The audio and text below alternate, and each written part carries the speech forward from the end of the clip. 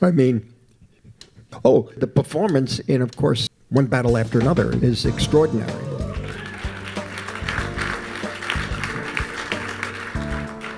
And talk about this guy, Paul Thomas Anderson. What about him?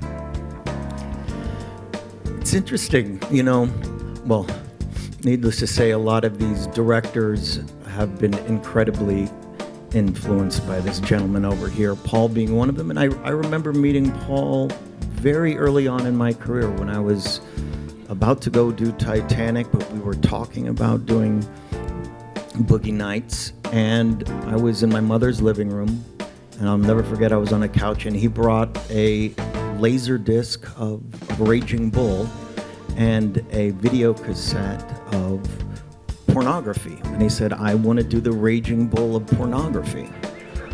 Oh, wow, that's interesting. And I thought to myself, wow, that's going to be pretty difficult. But you've been close to him over the years, and talking about him it's interesting because there's so much commonality in the way both of you work. It's true. His ability to take chances. For example, when Benicio del Toro came on set, it was we waited for him. He went to do a film called The Phoenician Scheme, and right. Paul was like, and I were like, no, there's nobody else that could play this character, Sensei Carlos, for him. And Benicio came in with such specificity about what he wanted his character to be. The fact that he was this Harriet Tubman for, immigrants, that he would have this underground sort of revolutionary center for himself, that what he would do for Bob and what he wouldn't do for Bob was very specific. He's like, well, if Bob kills somebody, because originally in the script I was going to kill somebody that was a part of Lockjaw, Sean Penn's crew. He's like, now I won't help him as much, And that was a very pivotal point, and that flexibility and the ability to take a turn and have the film, we essentially went on a completely separate road trip. They built this set within 2 days. All that stuff with Benicio and I was based on those ideas and the specificity that Benicio brought to that character, and all that was sort of popped up in El Paso, and we brought the local community into the filming process. That was another interesting thing about working with Paul is, we would sometimes go into supermarkets and he'd have a fully functioning supermarket, like with people coming in and you're shooting in there? And we're shooting, and they're taking their cell phones out and taking pictures, and then pretty soon they got bored and went on with their shopping, and we continued to do the film. But, real military that was involved in ICE, corrections officers, nurses, families that were owned businesses.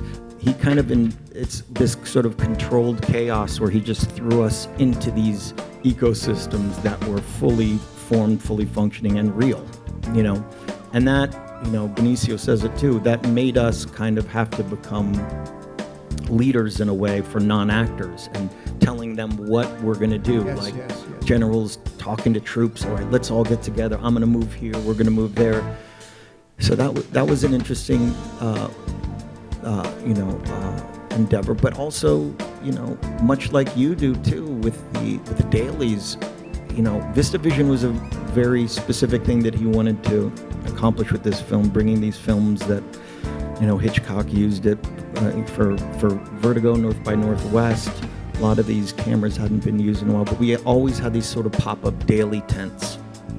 And so that gave us these abilities to have these sort of screenings, because this was a film that Paul had been working on for 20 years. It was hard to imagine what was in his head, but when I got to see Sean Penn, for example, come in with these military troops, I really understood for the first time the magnitude of danger that was coming to get my daughter, and it gave it all an intensity. And he brought Johnny Greenwood's score in during those dailies. Yeah, no, but Paul has such a command of script, and he's got it on the page, so that he could take, this is what I mean, you could take, Benicio comes in and suddenly you want to go another way.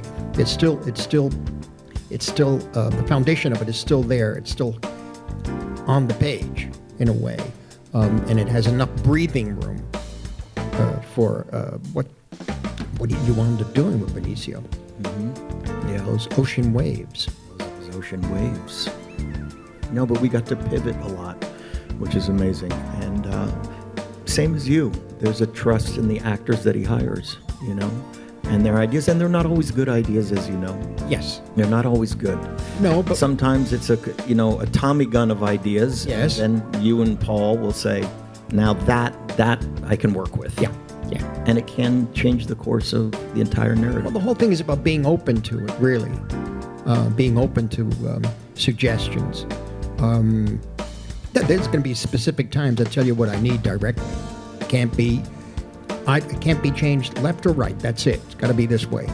But if you bring life to it and you bring something, you got to be open to letting the soul of the picture come through.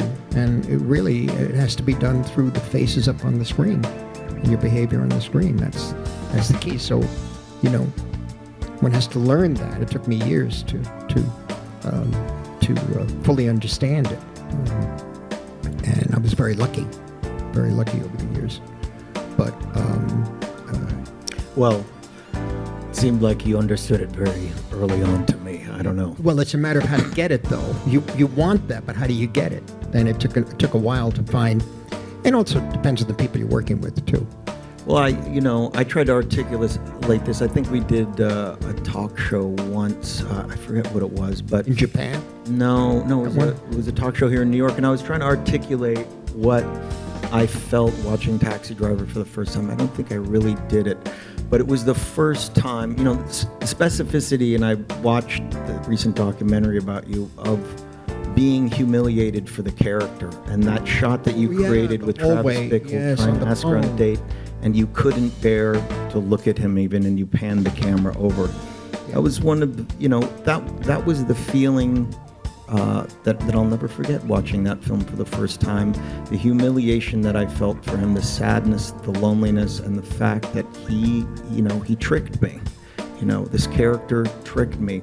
But you again did that in King of Comedy, which I thought was so interesting because, in a theater, you want the rest of the world to disappear. You want to be a voyeur. You want to enter into another world. And there's nothing like feeling that humiliation and sadness for a character. So I remember that very early on. That's interesting because that's the first shot I thought of when I was laying out the stuff on the page, the drawings and notes and how to shoot the picture. The whole essence of it is this, as if he's on the phone, you can't take it. It's just too much. So we track away and we see a long hallway, And we did a take where somebody came out of the elevator, but it broke it. It didn't work.